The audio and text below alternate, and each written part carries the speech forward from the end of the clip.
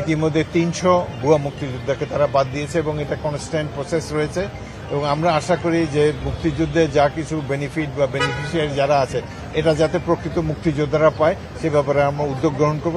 ভুয়া মুক্তিযোদ্ধাদের নাম ধীরে ধীরে পর্যায়ক্রমে আমরা বাদ দিয়ে দেবো করেছি।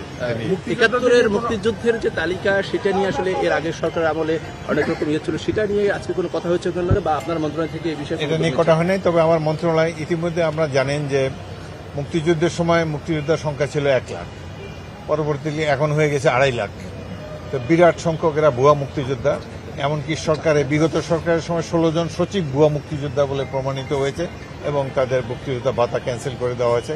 বর্তমানে জাতীয় মুক্তিযোদ্ধা কাউন্সিল একটা দেশের বিশিষ্ট মুক্তিযোদ্ধাদেরকে নিয়ে গঠিত, তারা এই মুক্তিযোদ্ধাদের তালিকা যাচাই বাছাই করছে।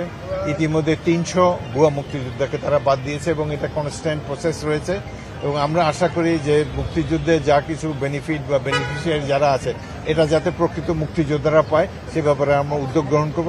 ভুয়া মুক্তিযোদ্ধাদের নাম ধীরে ধীরে পর্যায়ক্রমে আমরা বাদ দিয়ে দেবো। ধন্যবাদ।